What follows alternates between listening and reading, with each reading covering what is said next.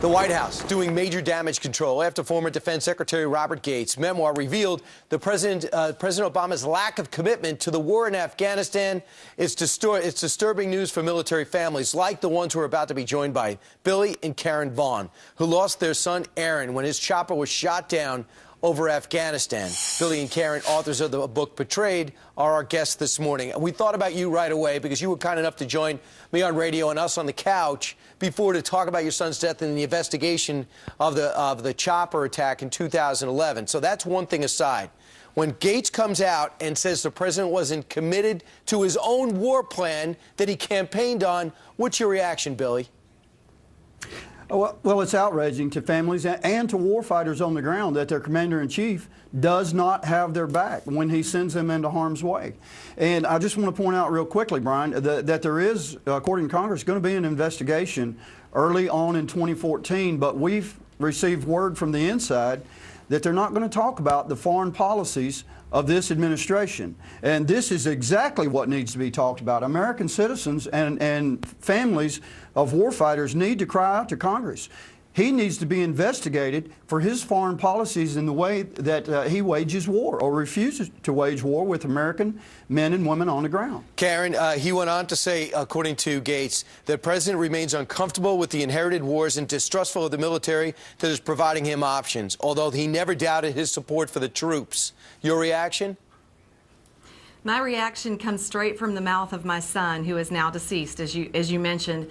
And Aaron's reaction was, don't you ever tell me you support the war fighter when you don't support the war. That's the biggest slap in the face that you can place on a war fighter, because what you're saying is you've dedicated your life, young man or young woman, to this nation, to fight for this nation. Your commander-in-chief is going to place you in circumstances where you need to defend this nation, and then for anybody to say they don't believe in what you've been told to do is saying they don't believe in you, bar none.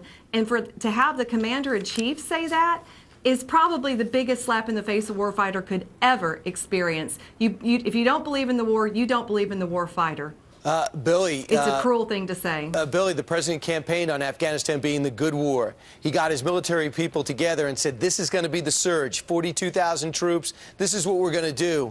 And now we find out that he never believed you could be successful. Does that trickle down to the men and women who fight this war?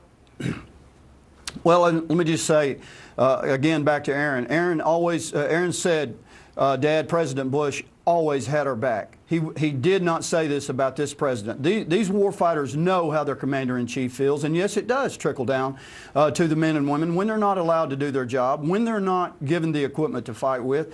And let me just say, Brian, that up until 2009, all the years that we were in Afghanistan, it took that long to reach the first 1,000 American deaths in Afghanistan.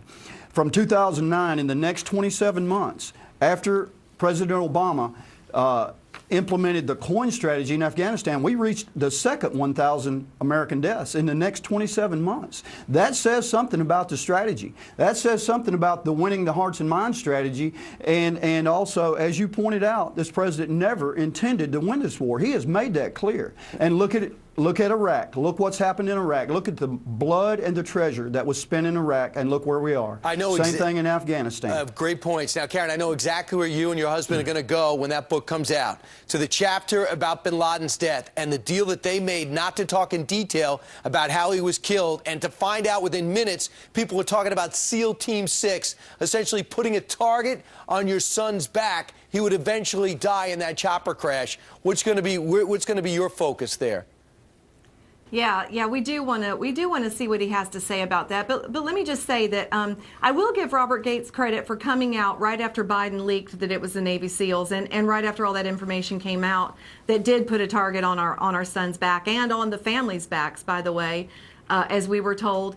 But I do want to say to Mr. Gates, why didn't you come out then? Why didn't you come out with all of this information then? Billy and I have been looking for 2 years for one high-ranking leader to just come out and say what's going on in this administration, because the cost of staying silent is lives. And what I plan to do is go home and calculate how many men have died since Mr. Gates left that post.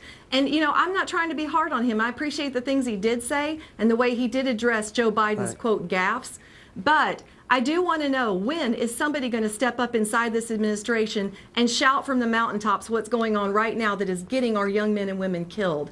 Not to mention all the thousands that are being injured. Billy, I know, 1,000, no one talks about that. Billy and Karen, thanks so much. And that is one of the biggest criticisms at the 70-year-old Gates, with all his experience and not needing the job. Why didn't he speak up when he had the job? Thanks so much for joining me. We'll read the book. We'll zero in on that chapter. And thanks again for your sacrifice and for what Aaron did for this country. And we'll pick up your book. Brian. Stephen, Elizabeth, tell us what's next.